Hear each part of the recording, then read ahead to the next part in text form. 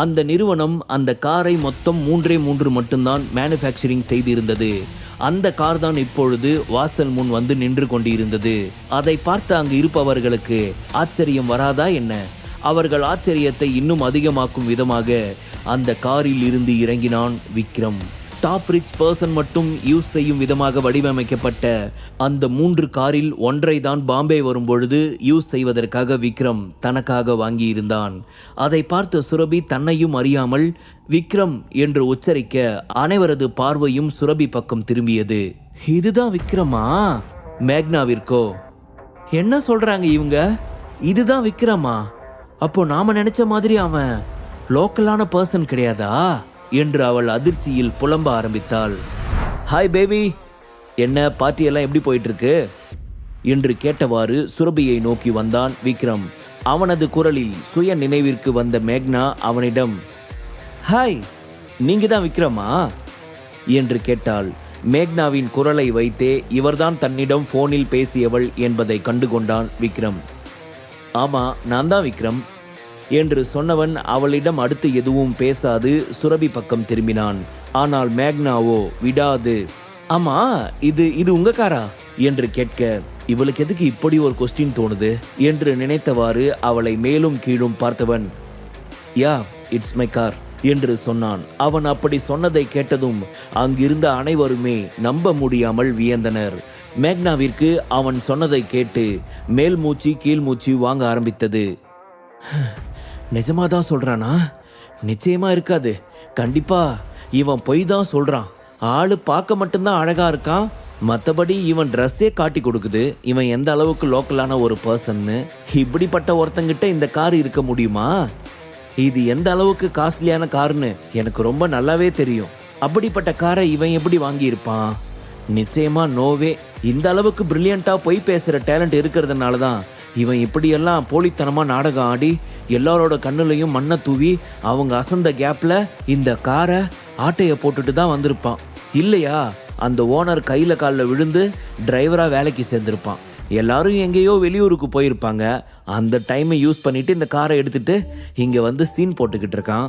நிச்சயமா இதுதான் உண்மையா இருக்கும் என்று நினைத்தவளின் பார்வை அவன் பின்னால் நின்று கொண்டிருந்த லம்போ மீது விழுந்தது. உடனே அவள் மனதை ஆற்றும் விதமாக அவளாக மனதிற்குள் ஒரு காரணத்தை உருவாக்கினாள். வாவ், இவன் இந்த அளவுக்கு கிளியரா பிளான் பண்ணி போய் சொல்லிக்கிட்டு இருக்கான்.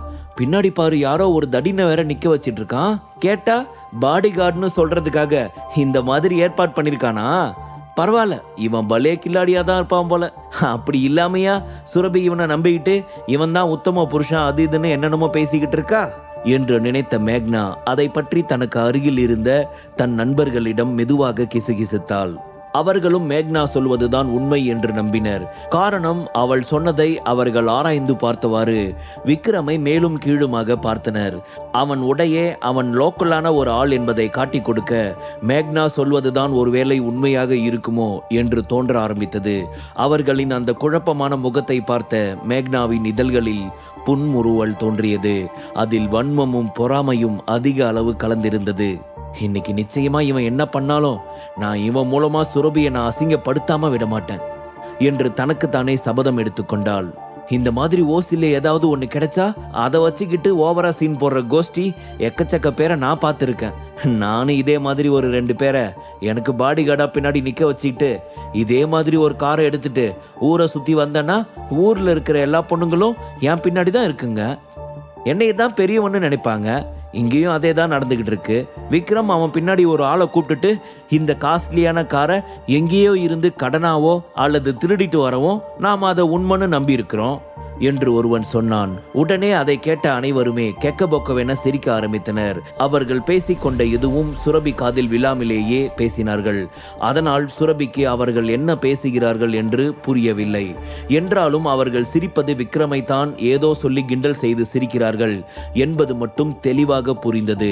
அதனால் அதை அவள் தனக்கு நேர்ந்த ஒரு அவமானமாக நினைத்து மனம் வருந்தினாள்.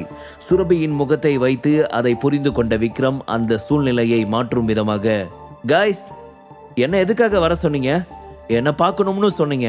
நான் தான் சுரபியோட ஹஸ்பண்ட் என்று சொன்னான். ஓ அப்படிங்களா விக்ரம் சார், உங்களை பத்தி சுரபி நிறையவே சொன்னான். அவ சொன்ன எல்லாமே கேட்டு எங்களுக்கு ரொம்ப புல்லரிச்சு போச்சு. நீங்க அந்த அளவுக்கு உங்க ஒய்ஃபை பாத்துக்கிறீங்களாமே. அது மட்டும் இல்லாம உங்க ஒய்ஃபுக்காக பாம்பேல ஸ்டார் சிட்டில பில்டிங் வாங்க போறதா நான் கேள்விப்பட்டேன், உண்மையா என்று கேட்டாள் மேகனா.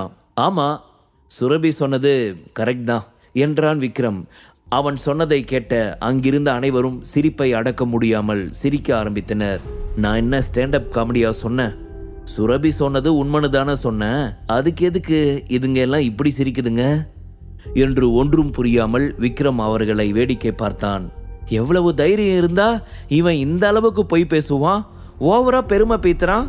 இவன் மூஞ்சில நிச்சயமா நாம கறி பூசியே ஆகணும் என்று அந்த கூட்டம் முழுவதும் தங்களுக்குள் முடிவு செய்து கொண்டனர். அது மேக்னாவிற்கு இன்னும் ஒரு பக்கபலமாக அமைந்தது.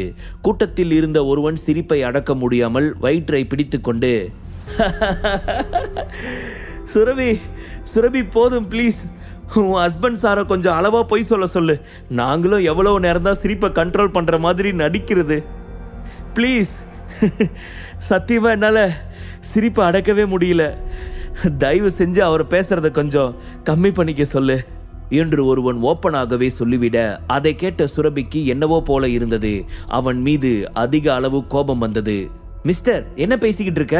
பேசுறத கொஞ்சம் பார்த்து நிதானமா பேசினா நல்லது என்று அவனை மிரட்டினாள். என்ன சுரபி, நீ உண்மையை சொன்னா இப்படி கோச்சிக்கிற? நான் என்ன இல்லாததையா சொன்னேன்?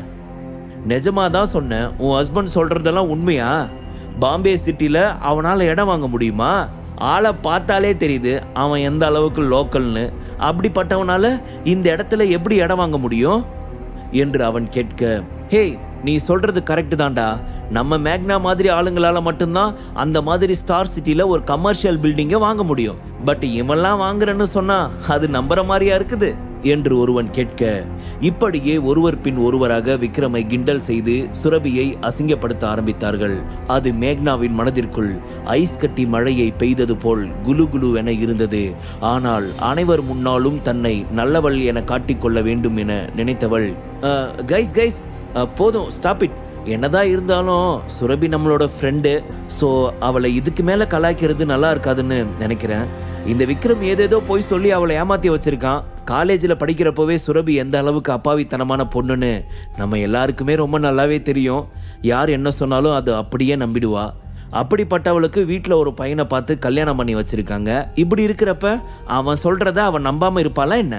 அவளோட இந்த மைனஸ் கேரக்டரை யூஸ் பண்ணிக்கிட்டு தான் அவன் அவளை இந்த அளவுக்கு ஏமாத்தி வச்சிருக்கான் பாருங்க. இதை நாம தான் சுரபிக்கு சொல்லி புரிய வைக்கணும். அவளுக்கு நம்ம பிஸ்னஸ் ரீதியாக சப்போர்ட் பண்ணுவோம். என் ஃபேமிலி சைடில் நான் எல்லா பிஸ்னஸ் சப்போர்ட்டும் சுரபிக்கு அரேஞ்ச் பண்ணி கொடுக்குறேன். ஸோ இதுக்கு மேலே நம்ம ஃப்ரெண்டை கிண்டல் பண்ணக்கூடாது. முதல்ல இந்த விக்ரம் எப்படிப்பட்ட சீட்டர்னு அவளுக்கு புரிய வைப்போம் என்று சொன்ன மேக்னா சுரபியிடம், இங்கே பாரு சுரபி, நீ உன் ஹஸ்பண்ட் மேலே எந்த அளவுக்கு நம்பிக்கை வச்சிருக்குன்னு எனக்கு ரொம்ப நல்லாவே தெரியுது.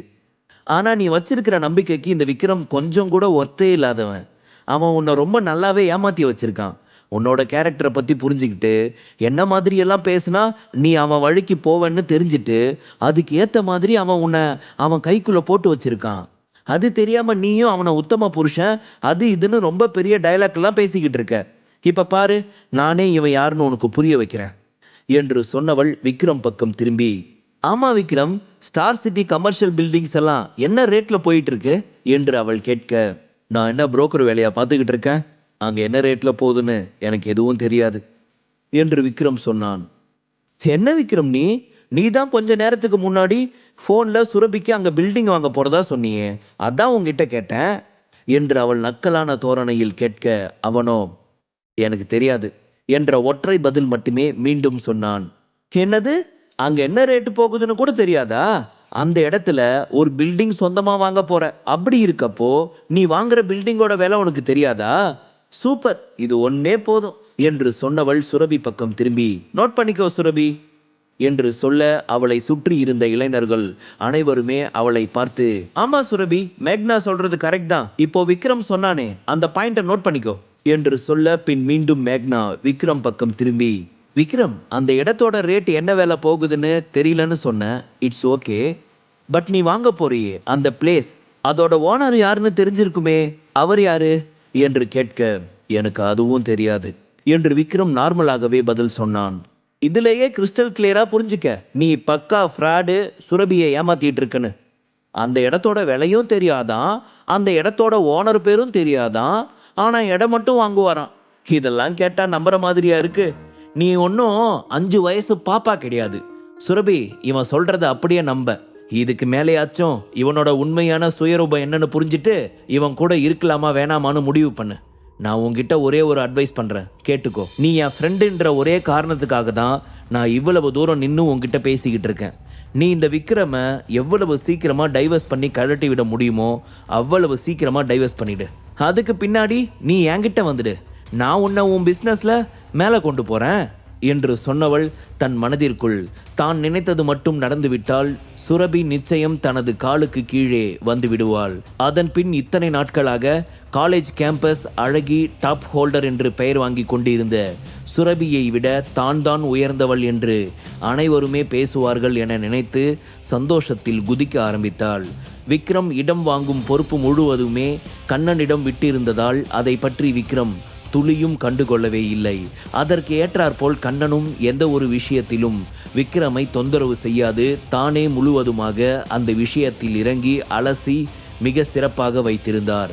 அதனால்தான் விக்ரமிற்கு அந்த பில்டிங் ஓனர் பற்றியும் அந்த பில்டிங் என்ன விலை போகிறது என்று எதுவுமே தெரியவில்லை. நம்ம லைஃப்ல ஒன்று நடந்துகிட்டு இருக்கு, ஆனா இவளா ஒன்று பேசி கதை கட்டி சுரபியை ட்ரிக்கர் பண்ணிக்கிட்டு இருக்கா. பார்க்கலாம் இவ கேம் எவ்வளோ நேரம் ப்ளே ஆகுதுன்னு. நமக்கு உடனே ஆக்ஷன் சீன் பண்ணி போர் அடிச்சு போச்சு. கொஞ்சம் என்டர்டெயின் பண்ணிட்டு அதுக்கப்புறம் லாஸ்ட்ல இவளை கவனிச்சு விடுவோம் என்று நினைத்தவாறு அங்கு நடக்கும் அனைத்தையும் வேடிக்கை பார்க்க ஆரம்பித்தான் விக்ரம்.